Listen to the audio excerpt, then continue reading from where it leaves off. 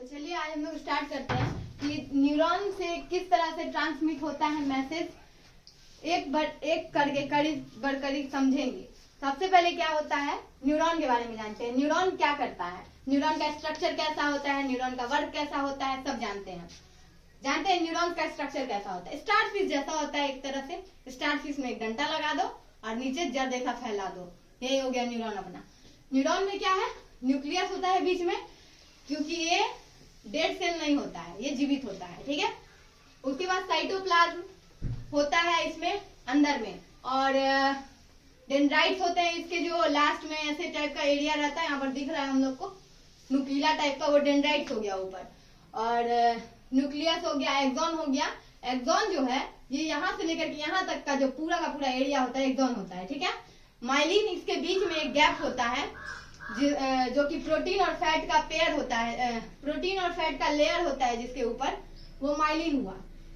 End of axon हो गया यहाँ पर, यानी कि ऊपर से जो एक्सॉन का स्टार्टिंग यहाँ होगा पॉइंट और एंड यहाँ होगा। सबका कोई ना कोई वर्क है। कौन कौन सा वर्क है चलिए जानते हैं अब। तो सबसे पहले तो अगर न्यूरॉन का परिभाषा लिखना हो तो न्यूरॉन क्या होता है, स्ट्रक्चरल यूनिट होता है ब्रेन का, ठीक है। और सबसे जो छोटा फाइबर होता है, सबसे shortest fibre of the neuron called dendrite, और सबसे longest fibre of the neuron called axons, ठीक है। तो ये हो गया अपना न्यूरॉन। तो न्यूरॉन मैसेज को कैसे ट्रांसमिट करेगा ये जानते हैं। सबसे पहले तो जान लेते हैं कि न्यूरॉन में क्या क्या कंपोनेंट्स होते हैं, ठीक है। तो न्यूरॉन में 3 कंपोनेंट्स होते हैं, सेल बॉडी, डेंड्राइट्स और एक्सॉन। यही जो 3 कंपोनेंट्स होते हैं, इसी के थ्रू कोई भी चीज होता है न्यूरॉन में। मतलब ये तीनों बहुत ज्यादा जरूरी है न्यूरॉन के लिए। तो तीनों का क्या क्या वर्क है। तो सेल बॉडी जो है ये क्या करता है, हम लोग को जो न्यूरॉन दिख रहा है उसका ऊपर का जो स्ट्रक्चर है ये कॉल्ड सेल बॉडी, ठीक है। इसमें क्या क्या है, डेंड्राइट्स है, न्यूक्लियस है, साइटोप्लाज्म है, ये सब कौन लेके रखता है अपने पास, तो सेल बॉडी। सेल बॉडी का मतलब स्ट्रक्चर जो हो गया वो उसमें है कौन कौन, न्यूक्लियस है, डेंड्राइट्स है, साइटोप्लाज्म। डेंड्राइट्स क्या हो गया, सबसे शॉर्टेस्ट फाइबर हो गया ऑफ द न्यूरॉन, और एक्सॉन क्या हो गया, सबसे लॉन्गेस्ट फाइबर हो गया ऑफ द न्यूरॉन, ऐसा, ठीक है। तो तीनों कंपोनेंट्स तो समझ गए। अब उससे थोड़ा आगे बढ़ते हैं। उससे आगे क्या है कि न्यूरॉन जो होता है 3 तरह का होता है। कौन कौन, सेंसरी न्यूरॉन्स, मोटर न्यूरॉन्स और रिले न्यूरॉन्स। तीनों न्यूरॉन्स का वर्क अलग अलग होता है। जब तक ये तीनों न्यूरॉन्स को नहीं जानेंगे तब तक नहीं पता चलेगा कि जो न्यूरॉन्स है वो मैसेज को कैसे ट्रांसमिट करता है एक न्यूरॉन से दूसरे न्यूरॉन में, या ब्रेन में कैसे भेजता है। तो पहले जानते हैं ये तीनों न्यूरॉन्स का टाइप कि क्या क्या करता है, तीनों न्यूरॉन्स का क्या क्या वर्क है, या तीनों न्यूरॉन्स किस तरह से मैसेज को एक न्यूरॉन से दूसरे न्यूरॉन में सेंड करने का काम करता है। सेंसरी न्यूरॉन जो है ये क्या करता है, सेंसरी न्यूरॉन्स मिस हो गया रिसिप्टर, ठीक है। मतलब मैसेज को रिसिप्ट करना इसका वर्क है सेंसरी न्यूरॉन्स का। मैसेज को हम लिए। मोटर न्यूरॉन्स का क्या वर्क है, ये इफेक्टर है एक तरह से, कि भाई हम मैसेज को वापस सेंड कर रहे हैं, ठीक है। तो सेंड करने के लिए मोटर न्यूरॉन्स का यूज किया जाता है। और रिले न्यूरॉन्स जो है ये क्या करता है कि ये अटैच करता है एक न्यूरॉन से दूसरे न्यूरॉन को, यानी लिंक करता है एक न्यूरॉन से दूसरे न्यूरॉन के बीच में, ठीक है। तो तीनों न्यूरॉन समझ में आ गया है। तीनों न्यूरॉन टाइप होता है एक न्यूरॉन का, ठीक है। फिर से बता दें कि सेंसरी न्यूरॉन जो होता है एक तरह से रिसिप्टर का वर्क करता है, किसी भी मैसेज को अपने पास लेता है और उसको कैरी करता है ब्रेन तक। फिर ब्रेन जो उसको भेजता है वापस उस मैसेज को सेंड करता है मसल्स में, या जहां पर भी कोई घटना घट रही है। जैसे मान लीजिए कांटा गड़ गया पैर में, तो कांटा गड़ा पैर में तो रिसिप्टर भेजा मैसेज को, ठीक है। मसल्स पैर का भेजा मैसेज को कहाँ गया, सेंसरी न्यूरॉन्स में गया। फिर सेंसरी न्यूरॉन से कहाँ गया, मोटर न्यूरॉन्स में गया, नहीं सेंसरी न्यूरॉन से गया ब्रेन में, ठीक है। फिर ब्रेन उसको उस मैसेज को सेंड किया वापस से, अपना अंदर सोचा कि भाई अब क्या करना चाहिए, तो चलो इस कांटा को निकाल के फेंको, उसके बाद जाना है डॉक्टर के यहाँ, ऐसा, ठीक है। तो उस मैसेज को जो भेजा वो मसल्स के पास अपना, तो वो कौन लेके गया, मोटर न्यूरॉन्स लेके गया, ऐसा। और रिले न्यूरॉन्स क्या करता है, लिंक करता है एक न्यूरॉन से दूसरे न्यूरॉन को। समझ में आ गया। इसके बाद अब चलिए अब जानते हैं कि मैसेज कैसे ट्रांसमिट होता है। तो मैसेज से पहले अब हम बता दें कि मैसेज तो एक नॉर्मल वर्ड है जिसका यूज किया जाता है इंग्लिश में। तो बायोलॉजी हम लोग पढ़ रहे हैं ना, तो हम लोग मैसेज को यहाँ पर इम्पल्स के द्वारा बोलेंगे, इम्पल्स, नर्व इम्पल्स, ठीक है, ऐसा। तो चलिए जानते हैं क्या होता है। यहाँ हम लोग को दिख रहा है एक फिगर, ठीक है। ये फिगर में क्या है, ये न्यूरॉन है, ठीक है। न्यूरॉन अब कहाँ से न्यूरॉन है ये नहीं समझ आ रहा होगा कहीं। ये जो है लास्ट वाला ये क्या है पता है, ये न्यूरॉन का मतलब जैसे यहाँ पर ये फिगर बना हुआ है खड़ा करके, इस फिगर को हम सुता दिए, सुता करके ऐसा हो गया फिगर, ठीक है। इसमें क्या है, रिसिप्टर सेल्स कौन है, सेंसरी न्यूरॉन्स है ना। मतलब क्या, रिसीव किया मैसेज को कौन न्यूरॉन रिसीव करेगा, सेंसरी न्यूरॉन रिसीव करेगा।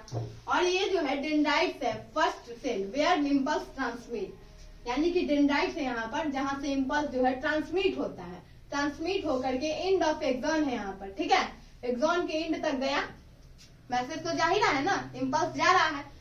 सिनेप्स जो होता है क्या होता है पता है, सिनेप्स गैप होता है दो न्यूरॉन के बीच का, जो गैप होता है छोटा सा, बहुत छोटा गैप होता है, उस गैप को सिनेप्स कहते हैं, ठीक है। तो सिनेप्स में एक केमिकल सब्सटेंस भरा हुआ रहता है जिसको न्यूरोट्रांसमीटर कहते हैं। न्यूरोट्रांसमीटर क्या करता है कि एक न्यूरॉन से दूसरे न्यूरॉन में मैसेज सेंड करने का वर्क करता है, ठीक है। न्यूरोट्रांसमीटर एक केमिकल है, अगर ये नहीं रहेगा तो मैसेज एक न्यूरॉन से दूसरे न्यूरॉन में जाएगा ही नहीं, बेचारा इधर से उधर टहलते रहेगा वही न्यूरॉन में। तो इसका होना बहुत जरूरी है, इस केमिकल का होना, जिसके थ्रू की मैसेज एक न्यूरॉन से दूसरे न्यूरॉन में ट्रांसफर करता है। तो यहाँ पर सिनेप्स है, यहाँ पर एक केमिकल रहता है, ऐसा कि बताएं हम, न्यूरोट्रांसमीटर इसका नाम है इस केमिकल का। इसके थ्रू क्या होता है, मैसेज जो है फर्स्ट न्यूरॉन से सेकंड न्यूरॉन में ट्रांसफर होता है। सेकंड न्यूरॉन में कहाँ पर जाके ट्रांसफर हुआ, तो dendrites of new second neuron, new neuron या सेकंड न्यूरॉन में, ठीक है ऐसा। तो ये जो अभी हम बताएं केमिकल का नाम न्यूरोट्रांसमीटर, ये किसी एक साइड में ही होगा। ये जो हमारा न्यूरॉन है या तो यहाँ होगा या तो यहाँ होगा, क्या, न्यूरोट्रांसमीटर। लेकिन गैप दोनों जगह होगा, यहाँ भी गैप होगा यहाँ भी गैप होगा, जिसको कि सिनेप्स कहते हैं। सिनेप्स तो होगा दोनों जगह, लेकिन इसका जो केमिकल को एक ही जगह होगा। एक जगह होने का कारण यही है कि मैसेज गोल गोल घूम के वही जगह पर ना है। एक जगह से घुसा है मैसेज तो जाए कहाँ तक, ब्रेन तक, फिर ब्रेन में जो मोटर नर्व अटैच रहता है वहां से मैसेज वापस से पहुंच जाए इफेक्टर के पास, ऐसा। उसके बाद हम लोग जानेंगे कि हमारा जो मतलब ये तो जाने न्यूरॉन के बारे में, तो हम जानते हैं अब नर्व्स के बारे में कि नर्व क्या क्या करता है हम लोग के बॉडी में। क्योंकि शरीर में कोई भी मैसेज को यहाँ तक पहुंचने के लिए, न्यूरॉन तक पहुंचने के लिए तो नर्व से गुजरना पड़ेगा ना। तो नर्व्स के बारे में जानते हैं। There are 3 types of nerves in our body. कौन कौन सा, कार्नियल नर्व्स, स्पाइनल नर्व्स और वेस्करल नर्व्स, ठीक है। ये 3 तरह के नर्व्स होते हैं हमारे बॉडी में। तीनों नर्व्स का अलग अलग वर्क है, ठीक है। तीनों नर्व्स का अलग अलग वर्क है, तीनों नर्व्स अलग अलग जगह से निकल के आया है, और तीनों नर्व्स जो है 3 तरह का काम करता है। कार्नियल नर्व जो है ये ब्रेन से निकल के आया है, ठीक है। और इसका काम क्या है, इसका काम है कि किसी भी मैसेज को जो कि ब्रेन का काम है, यानी कि ब्रेन से जो मैसेज का काम होना है, ब्रेन से जिस मैसेज को सेंड करना है उसका काम करता है कार्नियल नर्व। स्पाइनल नर्व जो होता है, ये जो होता है स्पाइनल कोड से जो वर्क होता है, स्पाइनल कोड से अगर किसी मैसेज को भेजना है तो उसके लिए काम करता है स्पाइनल नर्व। और तीसरा है वेस्करल नर्व, जो कि इन दोनों नर्व्स का काम करता है, ठीक है। कार्नियल नर्व जो होता है वो बॉडी के पार्ट को ब्रेन से अटैच करता है, ब्रेन से जोड़ता है बॉडी के पार्ट्स को। स्पाइनल नर्व जो होता है वो जो बच गया पार्ट, क्योंकि बहुत सारा पार्ट तो हमारा ब्रेन से ही अटैच रहता है, जो पार्ट बच गया उस पार्ट को क्या करता है, स्पाइनल कोड से अटैच करता है। और तीसरा नर्व का नाम है विस्करल नर्व, जो कि क्या करता है कि कुछ पार्ट को, इंटरनल ऑर्गन्स को क्या करता है, ब्रेन से भी अटैच करता है और स्पाइनल कोड से भी अटैच करता है, जिसको जहां मन अटैच होने का कर दिया। लेकिन मन पे इसका डिपेंड नहीं करता है, क्योंकि काम जो है दोनों करता है, ठीक है। कैसे कैसे काम करता है चलिए वो जानते हैं। तो कार्नियल नर्व जो है, स्पाइनल नर्व और वेस्करल नर्व आगे चल के 2 पार्ट में डिवाइड हो जाता है। कौन कौन, सेंसरी नर्व और मोटर नर्व, ठीक है। ये दोनों जो होते हैं इसका क्या काम है, तो जो काम सेंसरी न्यूरॉन्स का यहाँ था और मोटर न्यूरॉन्स का यहाँ था, वही काम सेंसरी नर्व्स का भी होगा, वही काम मोटर नर्व्स का भी होगा। क्या, इसका काम होगा मैसेज को कैरी करना ब्रेन तक, और इसका काम होगा मैसेज को कैरी करना मसल्स तक, ठीक है, यानी सेंड करना मैसेज को मोटर नर्व्स का काम होगा, ऐसा। उसके बाद है कि हम लोग जो मतलब कि नर्व्स जो हम लोग का मैसेज को भेजना है और मैसेज को पहुंचाना है बॉडी के पार्ट में, वो तो हो गया। लेकिन ये सब जो काम होता है वो सब किसी एक सिस्टम के थ्रू होगा ना, उस सिस्टम को नर्वस सिस्टम कहते हैं, ठीक है, जिससे कि नर्व्स हर जगह से अटैच होता है। तो नर्वस सिस्टम जो हमारे बॉडी में है वो 2 टाइप्स के हैं। कौन कौन? सेंट्रल नर्वस सिस्टम और peripheral nervous system. Central nervous system जो होता है वो कंसिस्ट करता है ब्रेन और स्पाइनल कोड को, जबकि पेरिफेरल नर्वस सिस्टम जो है वो कंसिस्ट करता है जितना भी टाइप्स ऑफ नर्व्स है। ये जो तीनों टाइप्स ऑफ नर्व्स थे, cranial nerves, spinal nerves, visceral nerves, sensory nerves, motor nerves, ये जो टाइप्स के नर्व्स हैं उसको अपने अंदर कंसिस्ट करके रखता है पेरिफेरल नर्व्स। तो अच्छा, अब आप लोग बताइए कि ये दोनों में से कौन सा ज्यादा कॉम्प्लेक्स होगा? सिंपल सा बात है, पेरिफेरल नर्व्स ज्यादा कॉम्प्लेक्स होगा, ठीक है। तो पहले कॉम्प्लेक्स वाला को ही लेके चलते हैं, बाद में इजी वाला पढ़ा जाएगा। तो पेरिफेरल नर्व्स को समझने के लिए एक छोटा सा एक्शन को अगर समझ लिया जाए, एक्शन को, तो वो बहुत इजी होगा। उस एक्शन को कहते हैं रिफ्लेक्स एक्शन, ठीक है। रिफ्लेक्स एक्शन या रिफ्लेक्स आर्क। रिफ्लेक्स एक्शन और रिफ्लेक्स आर्क दोनों अलग अलग है। रिफ्लेक्स एक्शन क्या है कि जो एक्शन रैपिड होता है, एकदम तुरंत, क्विक, कोई वैसा एक्शन जो क्विक होता है उसको रिफ्लेक्स एक्शन कहते हैं। जैसे कि गर्म प्लेट है, ठीक है, गर्म प्लेट पे हम लोग ऐसे हाथ रखते हैं, तुरंत हाथ हटा लेते हैं, तो ये रैपिड हुआ ना, सोचते थोड़ी है कि हाथ हम लोग का जल रहा है कि क्या हो रहा है, तुरंत ना हाथ हटाए। तो ऐसा जो एक्शन वो रिफ्लेक्स एक्शन होता है। और हाथ हटाए, जो हाथ यहाँ पर रखा हमने, ये गर्म था, तो हाथ जो हटाए ये किस चीज के थ्रू हटाए, ये कैसे हटाए, ये क्यों हटाए, ठीक है।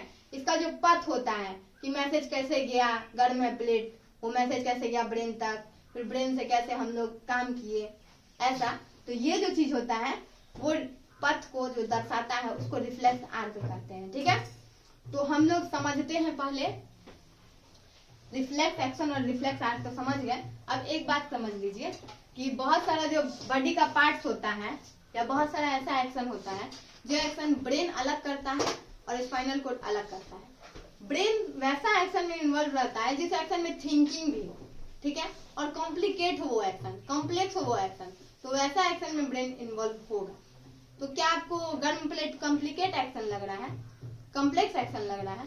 ऐसा तो नहीं है, तो बहुत इजी है, कुछ इसमें सोचना थोड़ी है कि हाँ भाई प्लेट था, वो गर्म था, ऐसा था वैसा था, तो कुछ नहीं सोचना है, ठीक है।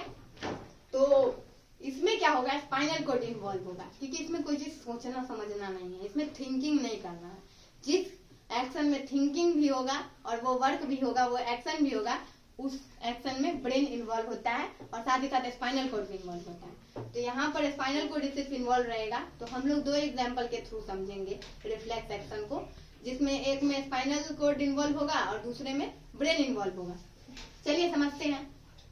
एक एग्जाम्पल अगर लिया जाए कि जैसे अभी हम बताएं गरम प्लेट को छू देते हैं तो क्या होता है। गरम प्लेट यहाँ पर क्या है, हम लोग के लिए स्टिमुलस हुआ, ठीक है। यहाँ नीचे जो एक साइकिल बना हुआ है, एक डायग्राम बना हुआ है, इसके थ्रू समझिए कि स्टिमुलस हुआ क्या, गर्म प्लेट, ठीक है। रिसेप्टर क्या हुआ, हमारा हाथ जो गर्म प्लेट को छू दिया। मैसेज कहाँ से गया, सेंसरी नर्व से गया मैसेज। सेंसरी नर्व कहाँ दिया मैसेज को, स्पाइनल कोड में, क्योंकि इसमें थिंकिंग नहीं है इसलिए स्पाइनल कोड में गया मैसेज। अगर थिंकिंग रहता तो जाता ब्रेन में, तो ऐसा तो कुछ नहीं था, तो स्पाइनल कोड में गया मैसेज। उसके बाद क्या हुआ कि स्पाइनल कोड बोला कि अरे भाई हाथ हटाओ जल्दी, तो हाथ तुम्हारा जलेगा, पता चलेगा, छाला पड़ेगा, ऐसा। तो मोटर नर्व क्या किया कि हाथ का मसल्स को जाके बोला ये भाई हटाओ हाथ को, ऐसा उसने कहा। किसको, इफेक्टर को।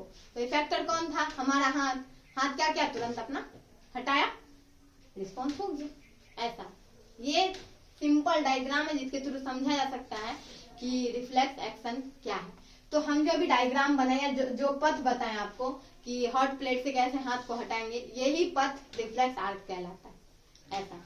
तो अब दूसरा एग्जांपल लेते हैं जिसमें कि ब्रेन इन्वॉल्व है। इसमें ब्रेन इन्वॉल्व है तो ये एक्शन जो होगा, इसमें स्टिमुलस होगा लाइट, और ये एक्शन होगा आंख पर। आंख का जो पुपिल होता है वो पुपिल का साइज एडजस्टमेंट पर, जैसे डिम लाइट में है, डिम लाइट में क्या होता है, साइज पुपिल का बहुत बड़ा होता है ना। और जब हम लोग ज्यादा लाइट में चले जाते हैं, तो लाइट में क्या होता है कि पुपिल का साइज छोटा हो जाता है, ऐसा। तो उसका मतलब क्या कि उसको उतना लाइट नहीं चाहिए, उसको जितना लाइट चाहिए उतना लाइट में एडजस्ट करता है। तो ये भी जो एडजस्ट करता है अपना मन थोड़ी करता है, उसके लिए भी ब्रेन रिस्पॉन्सिबल होता है, ठीक है। इसमें क्या होता है, स्टिमुलस लाइट है, रिसिप्टर कौन हो गया, हम लोग का आंख का पुपिल हो गया। सेंसरी नर्व से मैसेज गया ब्रेन में कि भाई पुपिल का साइज बहुत बड़ा है, अब देखिए लाइट आ रहा है छोटा, मतलब लाइट पर्याप्त मिल रहा है, इनफ लाइट आ रहा है, आप पुपिल का साइज को छोटा कीजिए। मोटर नर्व से मैसेज भेजा कि हाँ भाई साइज को छोटा करो आप इसका। इफेक्टर कौन हो गया, हमारा आंख का पुपिल, उसके बाद रिस्पॉन्स कर लिया, छोटा हो गया। तो बस यही सिंपल सा चीज है जिसको समझना था। समझ में आ गया तो आप लोग इसको नोट कर लीजिए।